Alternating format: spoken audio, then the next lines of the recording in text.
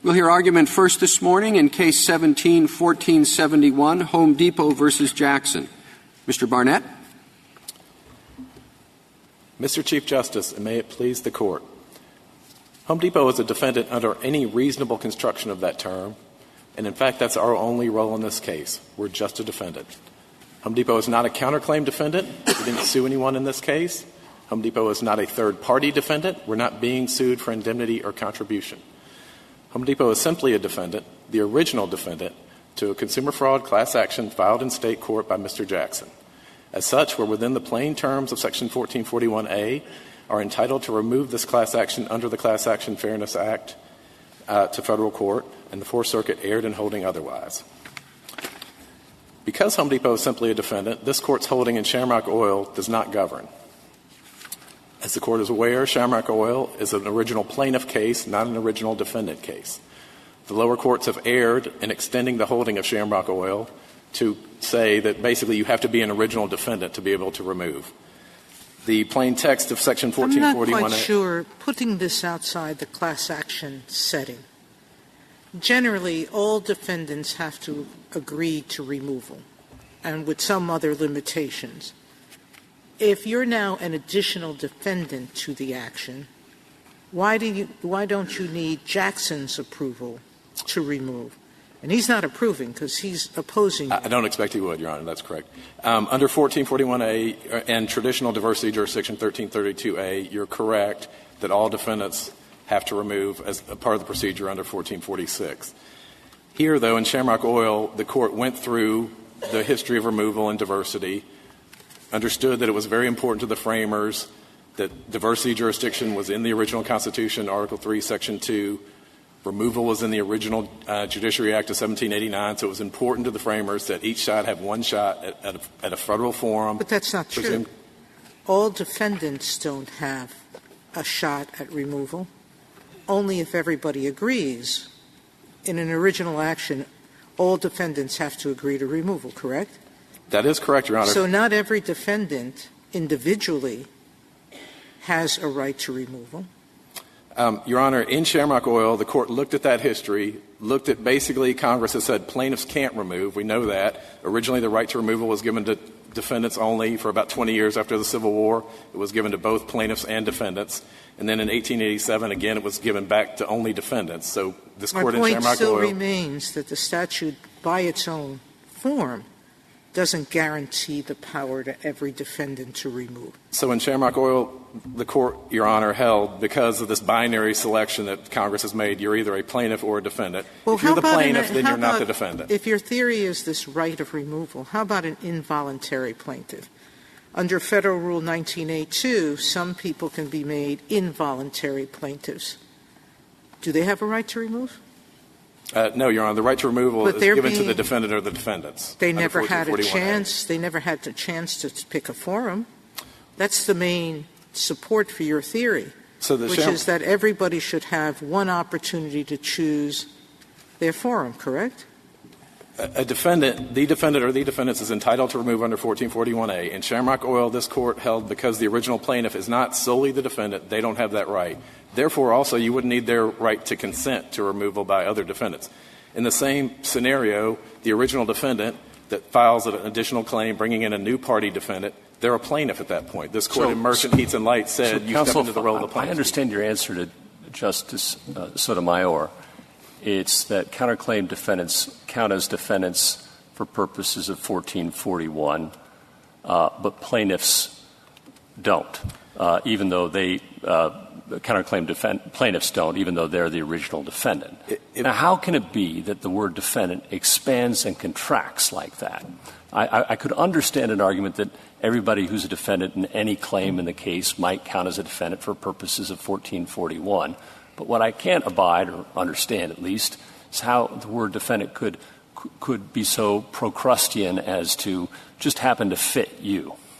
Your Honor, just to briefly adjust what you said in your question, if I may, we're not saying counterclaim defendants. We're saying parties that are solely defendants. A counterclaim defendant that's an original plaintiff, we don't say has the right to remove under Shamrock Oil. We take the Court's holding there as a given, but we're not within that holding. We're saying if you're solely a defendant, that's your only role On the binary choice Congress has established, you're either a plaintiff or a defendant. If you're not a plaintiff of any sort, you have to be a defendant. Counsel, it's still just I got it. But that doesn't answer the question, though. All right? You're saying that the plaintiff here is no longer it doesn't qualify as a defendant, even Correct. though the plaintiff in this claim was the original defendant.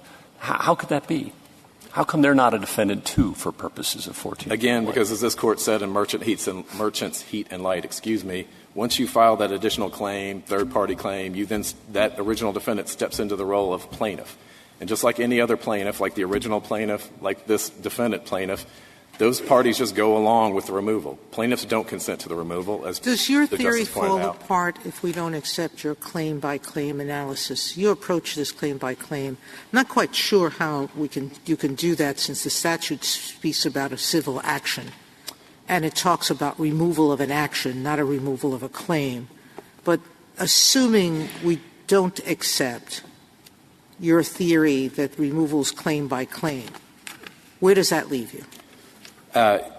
Your Honor, you're correct. 1441 and 1453 1332 talk about removing the civil action, and 1446. But the point here is this Court held very clearly in Exxon versus Alipati, you have to look at the claims within the civil action to determine jurisdiction. Rule 8 is a short and plain statement of a claim entitling you to relief.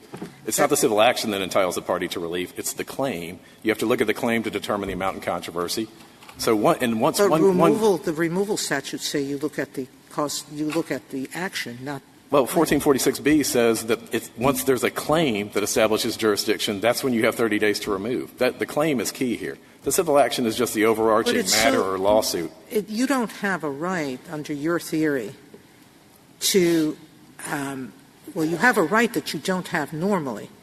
If you have a claim as a counterclaim defendant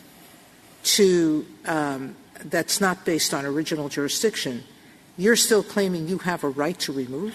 You were never entitled to a federal forum to start with. Your Honor, this case is a qualifying class action under CAFA that by definition is within the original jurisdiction of the district court. No, now you're looking at the overall claim.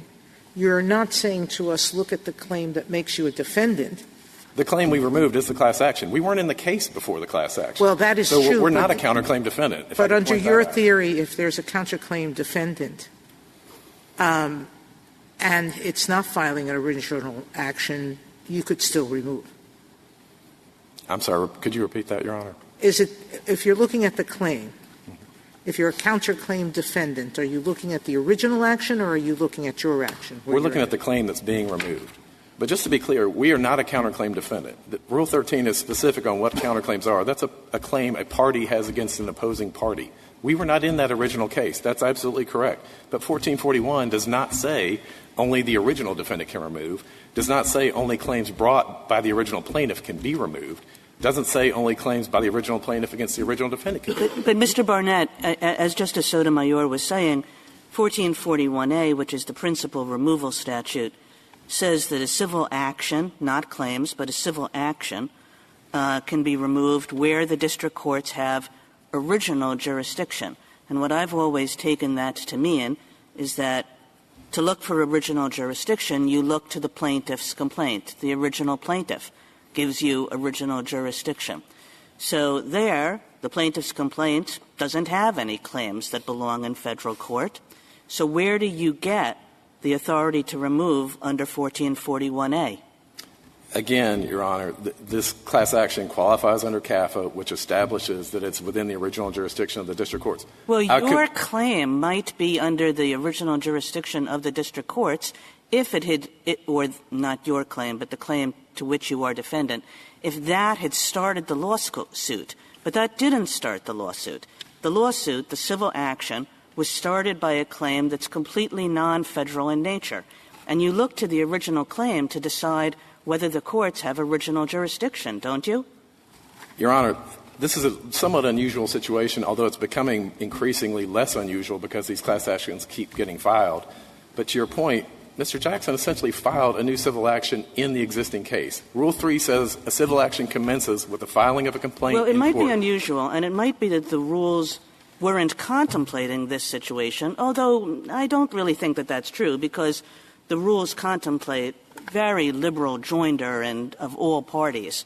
But regardless, the rule is the rule. And the rule says when you try to figure out removal, you look to whether the court, the federal court, would have original jurisdiction of the case. And to do that, I mean, I have to say there's only one place to look to decide whether original jurisdiction exists, and that's to the plaintiff's original complaint. Respectfully, Your Honor, I don't believe that's what the statute says. That's not what 1441A says, and that's not what 1332D2 says as far as CAFA removals. Again, a defendant or defendant can remove a civil action that's within the original jurisdiction of the district courts. We are squarely within that language. We are a defendant. All we are in this case is a defendant. We're a class action defendant. CAFA gives the original jurisdiction. I mean, the question is, you would be right if this claim started, if this action started with the claim against you.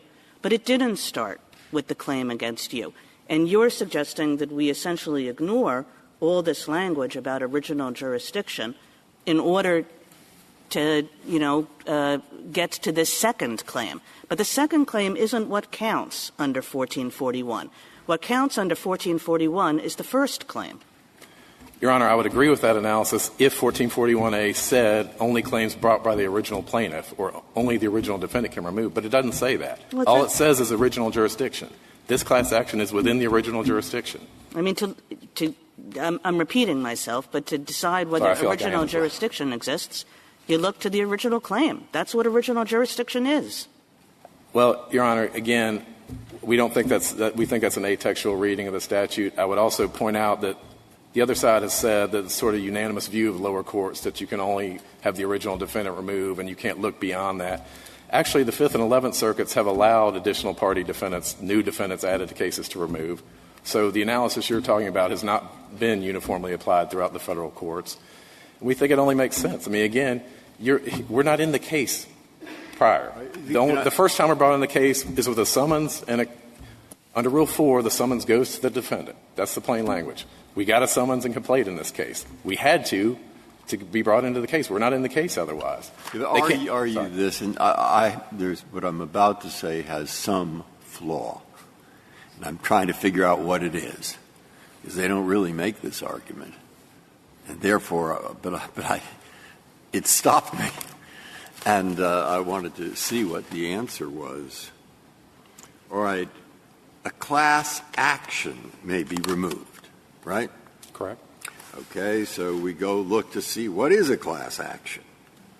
And then we have a definition in 1332 for these purposes.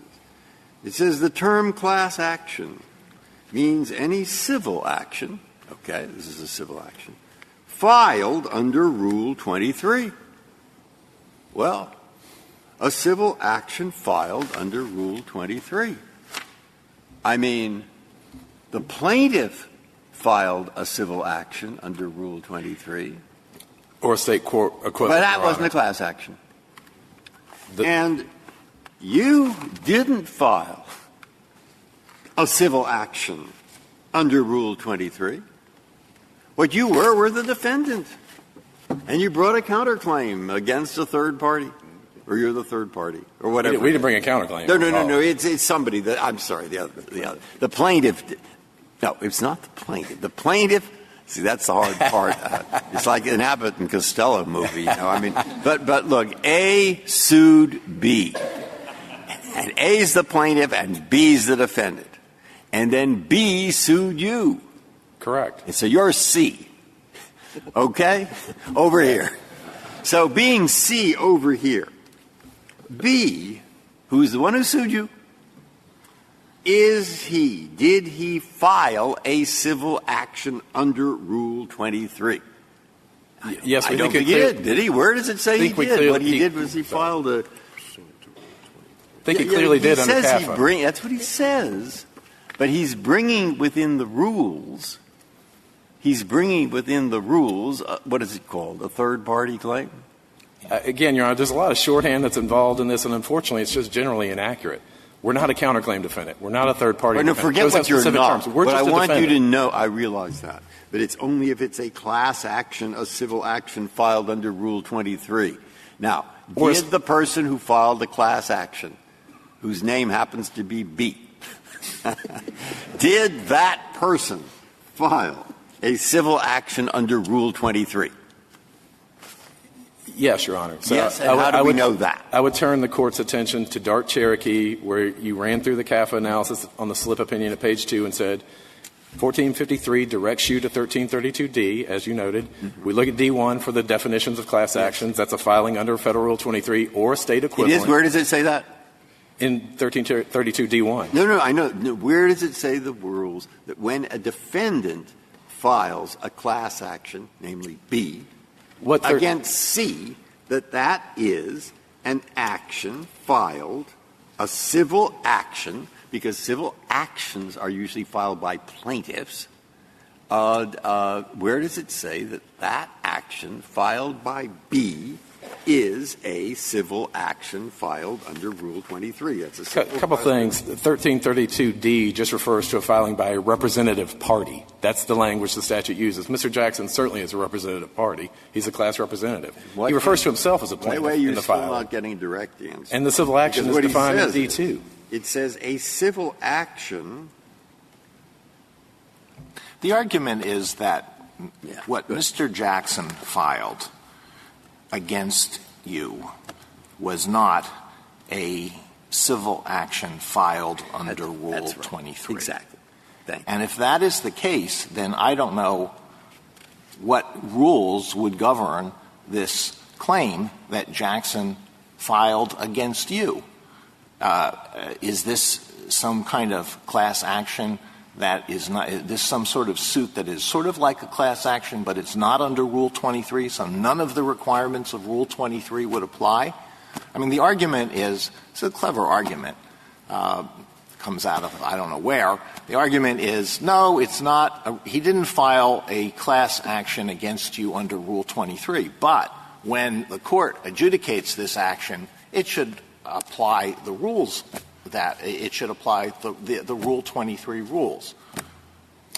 Your Honor, again, I would just point the Court to Rule 3 of the Federal Rules of Civil Procedure, which says a civil action is commenced by filing a complaint in a court. Exactly. You filed a class action complaint in court against Home Depot. No, that's the problem. That commences a civil action. That's the problem. Mr. Burnett, under your theory, every time one party joins another party, we would have a new civil action. No, but we don't. We only have one civil action, and the civil action includes a multitude of claims, or can, between and among a wide range of parties. But it's only one civil action.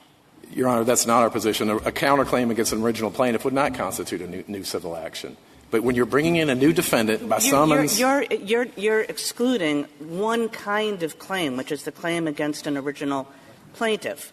But there can be many, many parties under the Federal rules, and there can be counterclaims, and there can be cross-claims, and there can be impleaders, and there can be all kinds of arrows going in every which direction. And you're suggesting that every one of those is a new civil action. Under Rule 1441A, which is the one that I'm focusing on, and I'm suggesting that that's wrong. There's only one civil action, and it's the action that's brought by the original plaintiff. No, Your Honor, respectfully, we disagree. I'm not arguing all these other things. I'm saying focus on this case. Substance governs, not labels of the party's situation. That's this Court's holding in the city of Indianapolis. You look at the substance of this. Home Depot was not in the case.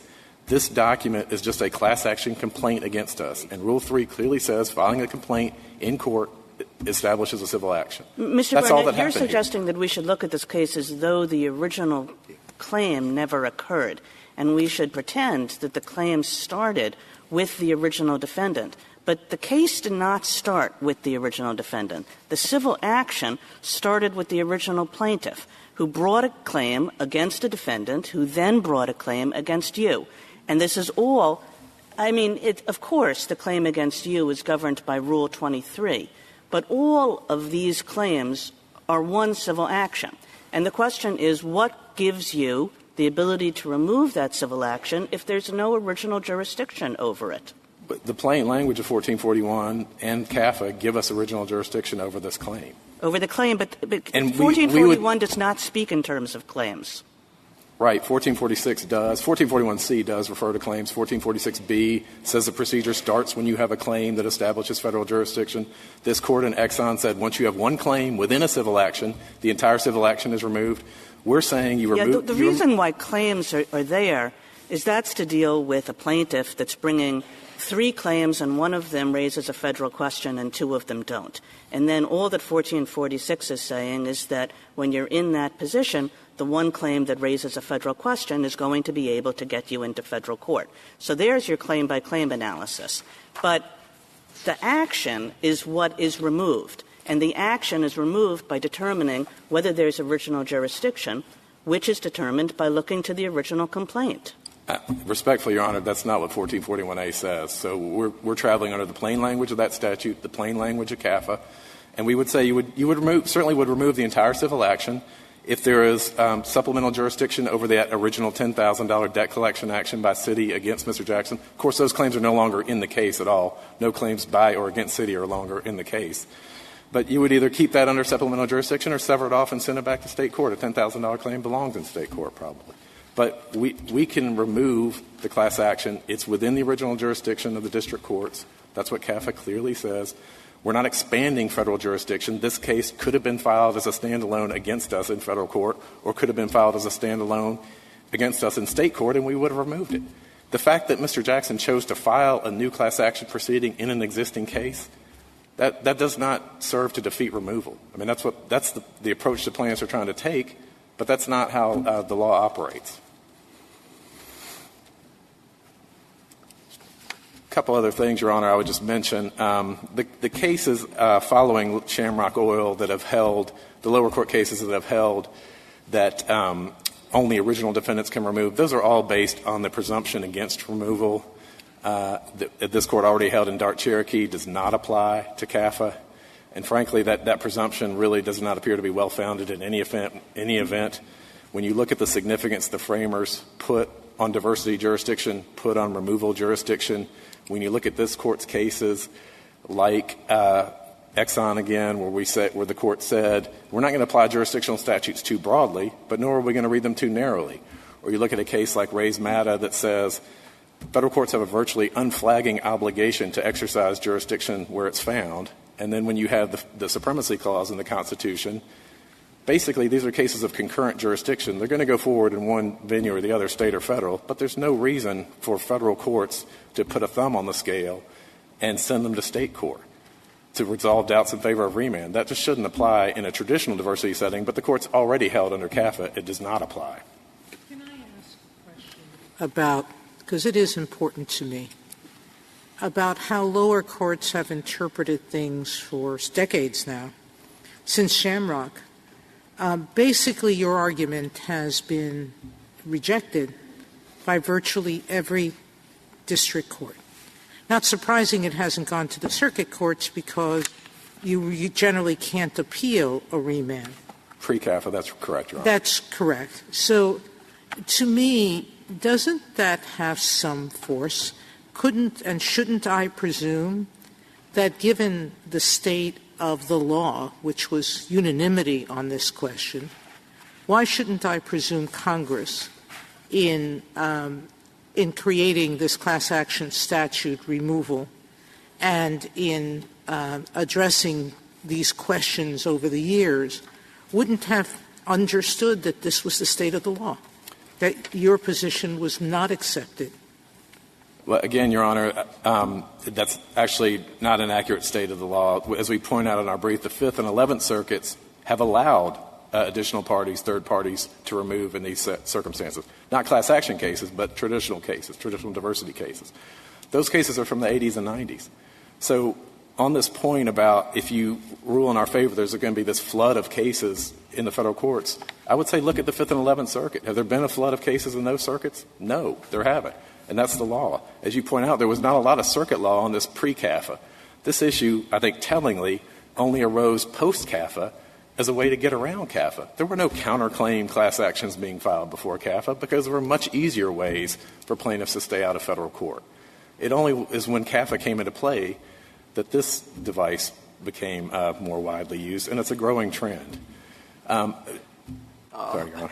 I hate to do this, but let me do I don't hate that much. If you have something else important to say, I'll figure it out. No, go ahead, Your Honor. I mean, not as important as what you're going to say, I'm sure. No, that is not likely so. Look what I'm doing, which You haven't.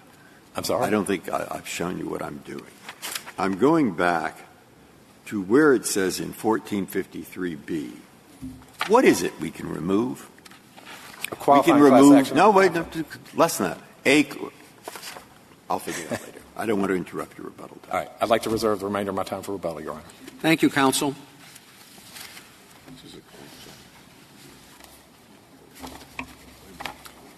Mr. Bland? Mr. Chief Justice, and if it please the Court,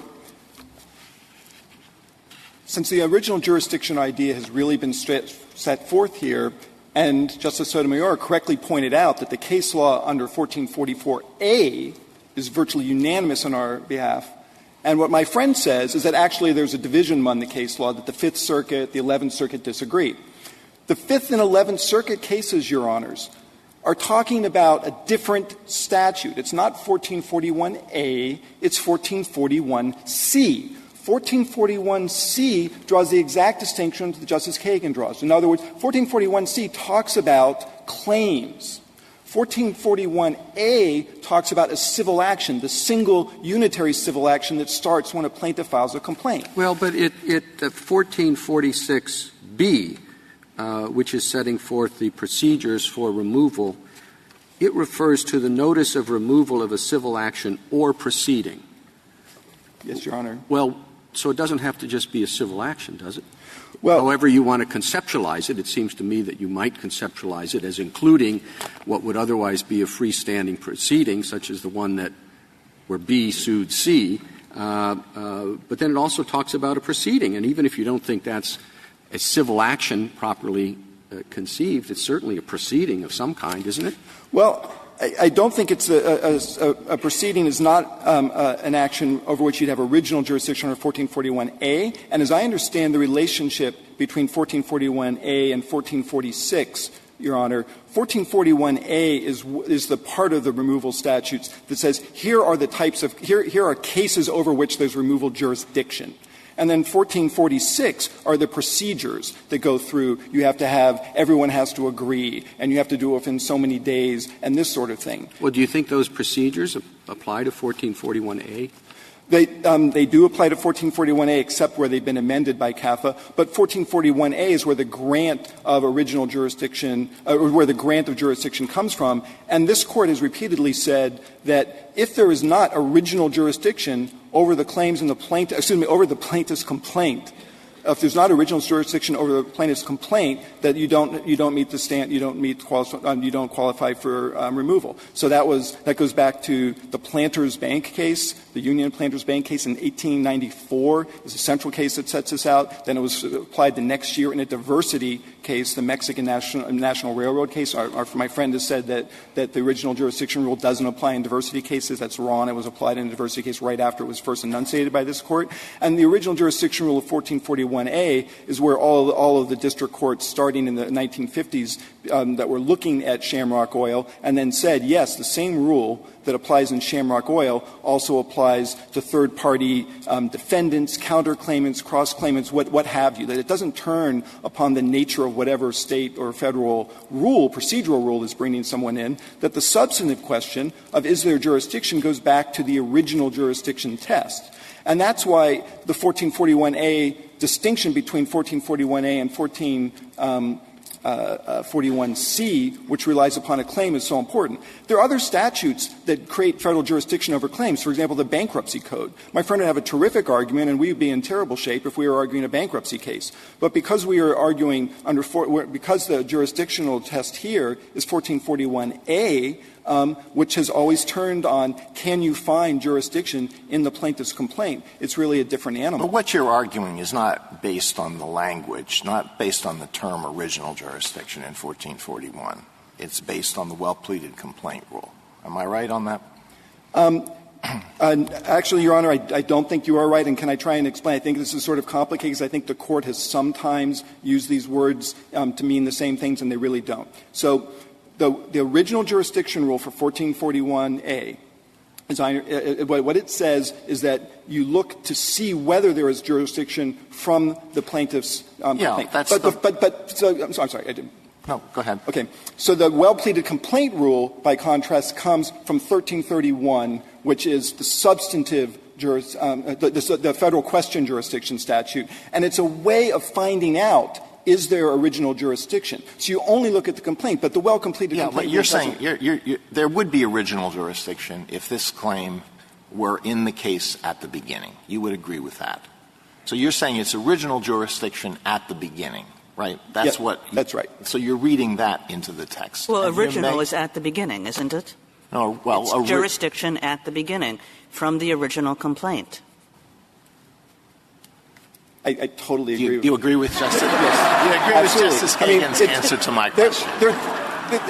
I feel like I'm making a TV commercial, but there's only one original. There's the original complaint, there's the original civil action, and then there are claims within it. Well, this case is very, very complicated. Let's go back step by step. Put aside this question of original jurisdiction. If we look at the text, we have a reference to the defendant or the defendants. So Home Depot would qualify there, would it not? No, because in the context of 1441A, defendant is in that setting is a defendant in a civil action where there is original jurisdiction. Okay, you're reading things into it, but in the ordinary sense of the term, are they not defendants? They are some kind of defendants. There are lots of colloquial ways in which they would be termed a defendant, but within the meaning of 1441A, every court has looked at. And where does this come from? All right, so we start out with a term that's big enough to encompass them. Now we have a limitation. Where does this limitation come from? It comes from Shamrock Oil, does it not? That's the origin of it. Shamrock Oil was the first case to look at a counterclaim defendant from this court. Yes. Right. And so Shamrock Oil basically says, look, you started out as the plaintiff, and you chose the state forum. And now that you have been sued with a counterclaim, you can't, you chose the state court and you're stuck in state court. So you can't remove it to federal court. I don't see that Shamrock Oil goes any further than that. Well, first, I want to Shamrock Oil is ultimately looking at the text. There's language in Shamrock Oil when they say this is not about waiver. What this is about is what did Congress provide to you. And so there's key language in Shamrock that says it's not about waiver, but it's about what did Congress provide to you. And so then the question is, Shamrock, if Shamrock, in Shamrock, you didn't have an original jurisdiction issue because Shamrock chose to sue in state court, but they could have sued in federal court. This case is different. Citibank could never have brought this case in federal court. So there was never original jurisdiction here where there was original jurisdiction in Shamrock. So Shamrock didn't talk about our argument. Citibank is gone. And, the Citibank brought a little case on credit card debt in state court. And then suddenly this thing gets transmogrified into a class action that you say, well, this one has to stay in state court. Despite CAFA, if it had been brought originally in this form, it would be removable under CAFA. That's what Congress wanted. And somebody came up with this idea of using this sort of proceeding as a way of getting around CAFA. And there's a law review article that actually says after CAFA, well, look, we found a way to get around CAFA so that we can keep these things in state court. Is that not correct? There are a number of premises, Your Honor, with which I strongly disagree. So, first of all, CAFA doesn't change what 1441A says. CAFA is in the Senate report, which this Court treated as being having precedential value in the Dart Cherokee case. The Senate report said that CAFA was intended, the section 1453, which Justice Breyer was quoting from earlier, was intended to make some alterations to, but is essentially adopting 1440A. The idea of having counterclaims defendants has been around forever. The idea that there's been some jump in class action counterclaims simply is not empirically true. There's a law review article by an advocate. It's not really a law review article and a peer-reviewed article. I think it's more like a blog. But anyhow, a guy writes an article saying, we're worried this is going to be a lot of a problem. Since when are law review articles peer-reviewed? That's a good point. You're totally right. I'm so sorry. I should never have said that. You're right. Law review articles are student-reviewed. They're not peer-reviewed. I withdraw. That was impossible. I'm fine on law review articles. But I have a question. I think they have very good policy arguments on the other side. I understand it. I don't think Shamrock really covers it. So I might, at least for purposes of argument, assume they are a defendant under 1441, and if they were alone, they could just remove the case. And when they remove it and get into district court, if they get it into district court, Rule 23 applies. I have no problem with that for hypothetical, for this question. Where I got stuck, which you will get me out of, is that I think they can't get into federal court without 1453 because not all defendants agree with them. Or there are a variety of reasons they need 1453. Is that right? So I agree. No, I'm just saying, is that right? It is. Okay. Now, if they need 1453, I go to 1453 and I look who can take advantage of 1453. And it talks about a class action. Now, they could surely do it if we just stop there. But then it says class action shall have the meanings given to that term under 1332d1. This is just language. It's just language, no policy, no nothing. So I turn to 1332d1, right? And what do I discover when I get there in the first words? What it says is class action. The very word I just left, the very word that referred me here, means any civil action filed under Rule 23. So I look. Was this a civil action filed under Rule 23? Now I'm over with Justice Kagan. A civil action is an action brought by a plaintiff. And that's just what it happens to be. It doesn't have to do with claims. And therefore, since this isn't a civil action, filed, only filed, not what governs it if they're in federal court, filed under Rule 23, they can't take advantage of 1453 because they don't fit within the definition. Now, am I right? You're right about that. Yes. If I'm right about that, why didn't you make that argument? Because 1453 is essentially 1453 amends and changes essentially some of the provisions of 1446 that the Chief Justice was talking about. Essentially, they track each other. 1446 sets out the rules for removal, and then there were several rules around CAFA where Congress was concerned that there were abuses, the cases were being kept in state court that should be in federal court. So just for class actions, 1453 changes some of the procedural rules. So you no longer require unanimity of all the defendants. You can have a defendant who's not defendant in a home state and goes forth. But 1453 is not by itself a grant of federal jurisdiction. Nobody says it is. All I'm saying, do they need 1453 to be able to remove? For CAFA, yes. Okay. And they're not able. Who does it cover? And it covers a class action as defined in a different statute. I don't care if they said class action defined in the antitrust law. Then I'd go and look and see how they define it in the antitrust law or defined in, I don't care what, defined in the criminal code. But they referred me to that, so I went and looked at that. And when I looked at that, I saw class action is defined as I just said it. Okay? So my question is, same question. Great argument for you. Why didn't you make it?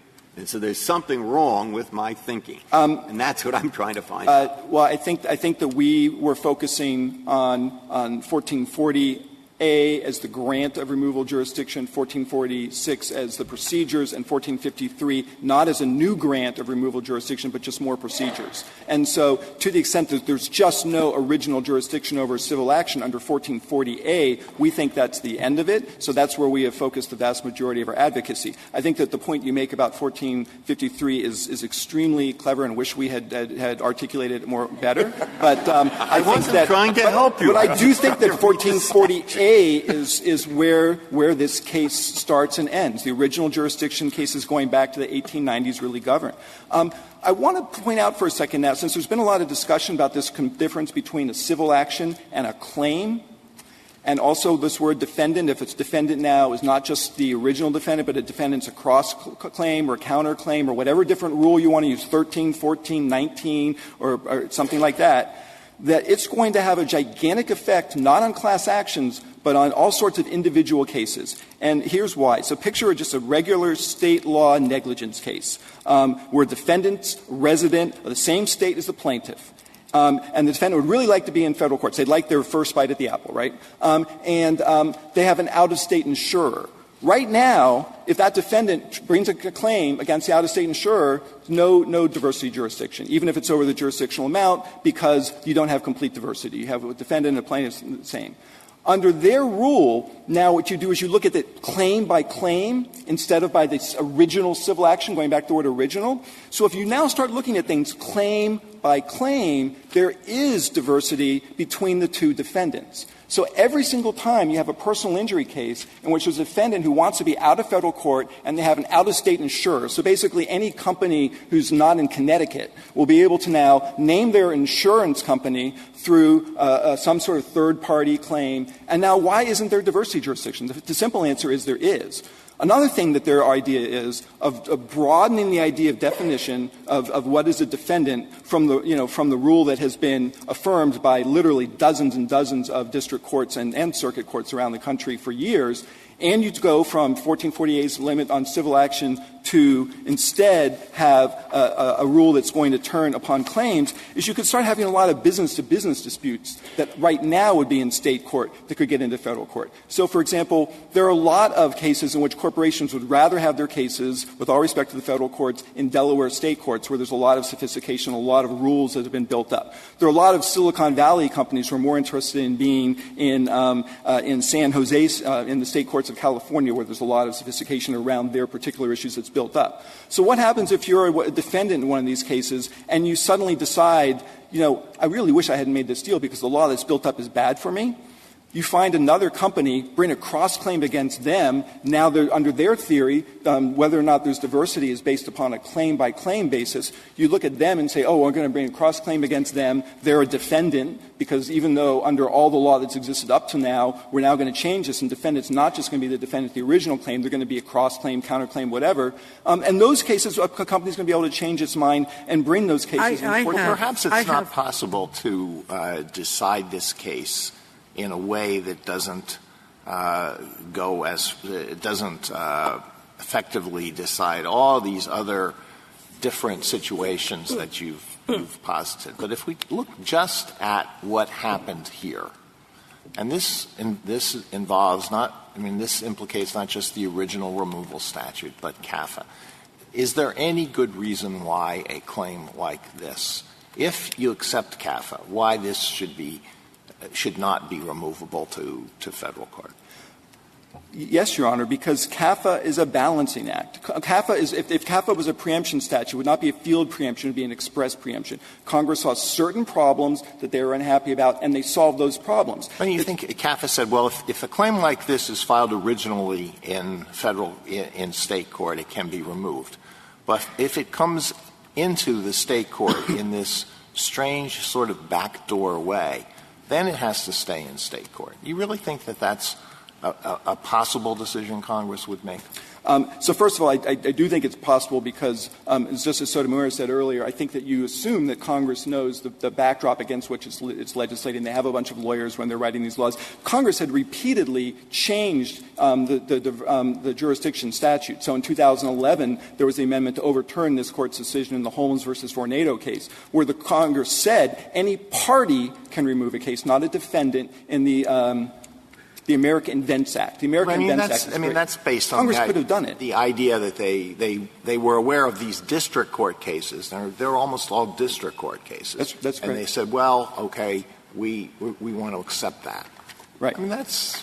It's quite possible that Congress never thought of this because it just wasn't really a very big problem and it wasn't one of the issues that came up in the hearings. I sort of tracked the hearings at the time. I don't remember anyone talking about it. This Court has said on a number of occasions that even if you think that there is something that if Congress had thought about, they would have done something, you can't engraft a solution into what Congress said to address the problem. I think it's possible that Congress... I'm sorry. Is Home Depot a defendant under 1453? No, Your Honor, because... What is it then? It's a counterclaim or third party claim defendant, and it's just different than a defendant for. So when it says any defendant, that doesn't include that kind of defendant, right? Because The word defendant in the removal statutes has this fixed meaning from 1440A. And putting the word any in front of it doesn't change. So if Congress had a statute that said, or the statute about rabbits, and then they amended and said any rabbit, that doesn't mean that a weasel or a gerbil becomes a rabbit. It's still, the word any in front of a noun leaves the noun as what it is. Well, but that still means that a brown rabbit is a rabbit. In other words, when you were describing what they were, you said a counterclaim defendant or a third-party defendant. It's a type of defendant, and if you have a statute that says any defendant, it would seem that it includes those as well. It's a type of defendant in a colloquial way, Your Honor, but I disagree with the concept that it's a type of defendant for purposes of the removal statutes. Where do people speak colloquially of third-party defendants?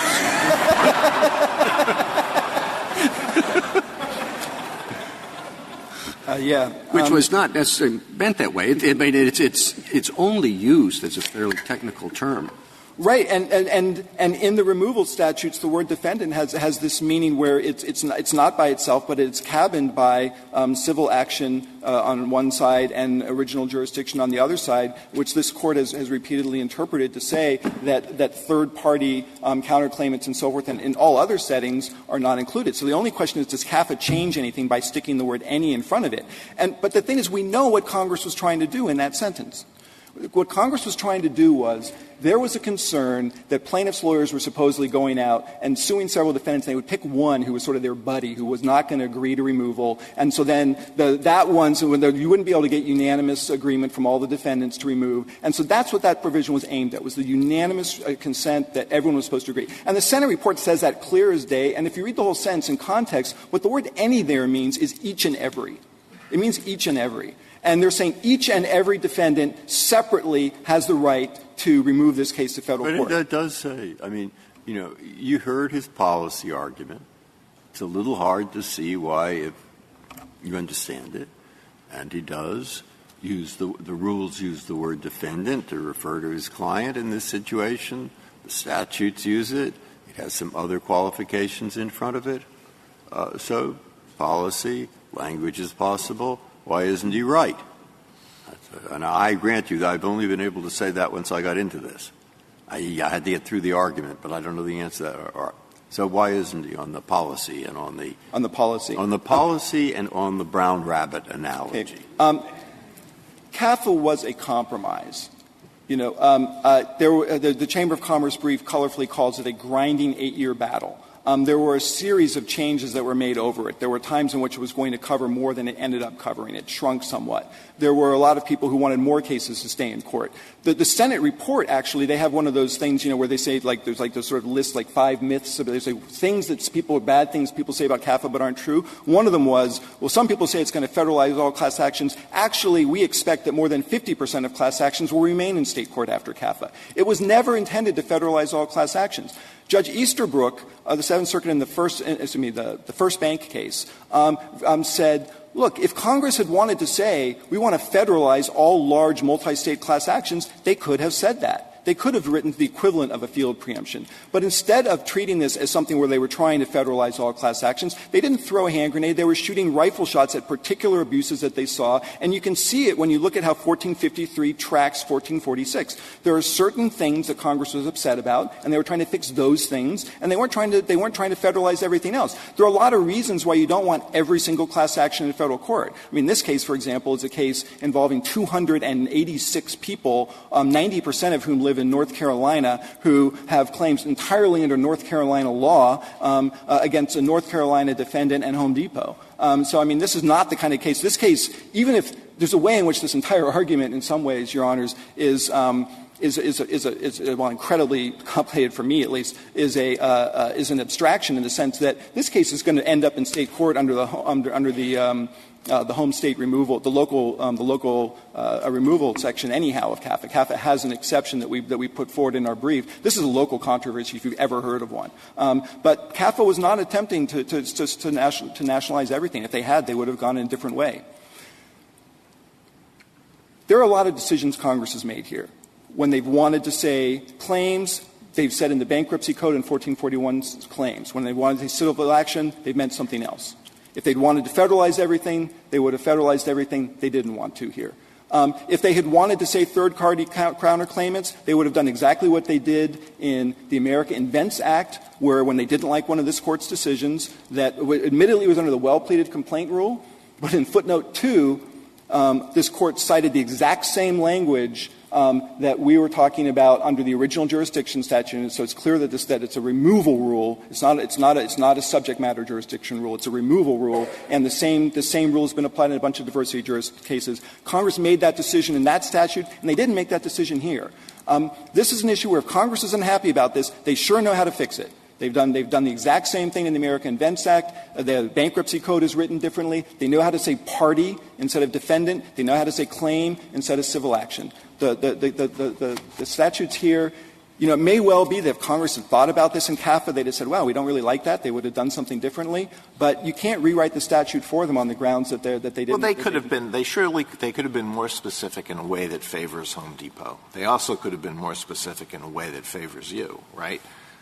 It's pretty hard to argue that when they said any defendants, they said, we're going to say any defendants because we don't want to include the kind of defendant that Home Depot is. Well, it's in a sentence where if you look at the sentence as a whole,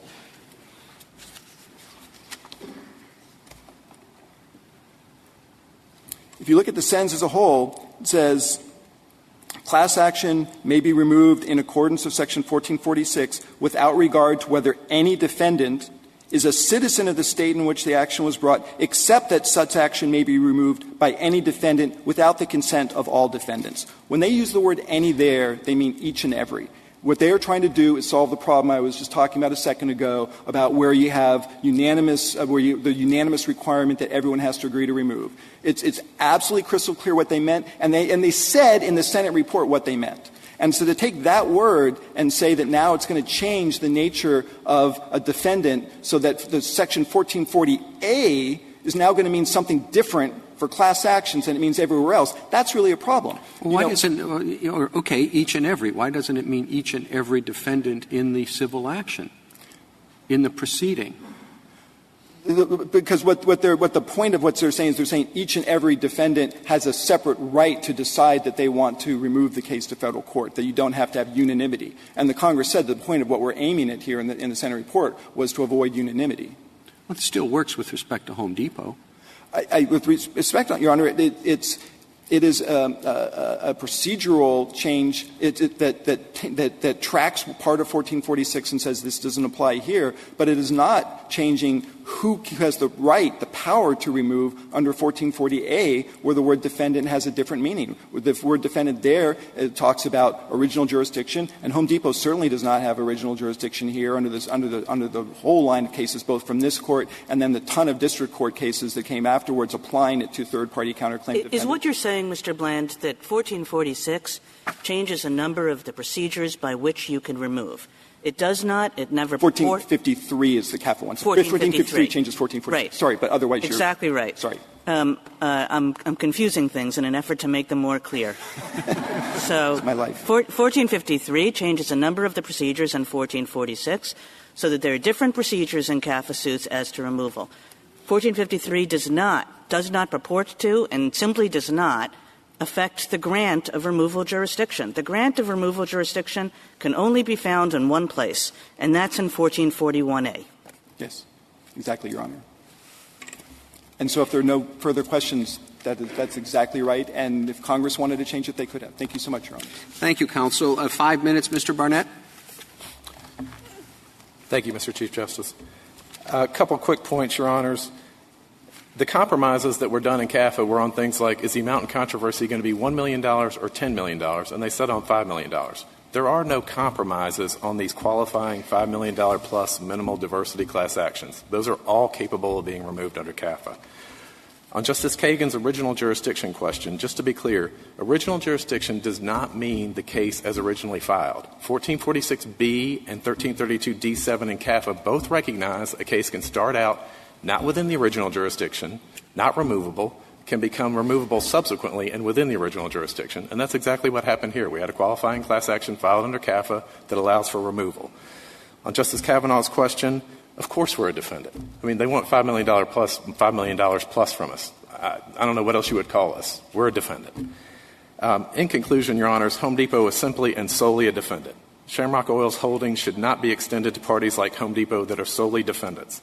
Home Depot is within the plain language of 1441A and is entitled to remove this case under CAFA. The Fourth Circuit's judgment should be reversed. Thank you. Thank you, counsel. The case is submitted.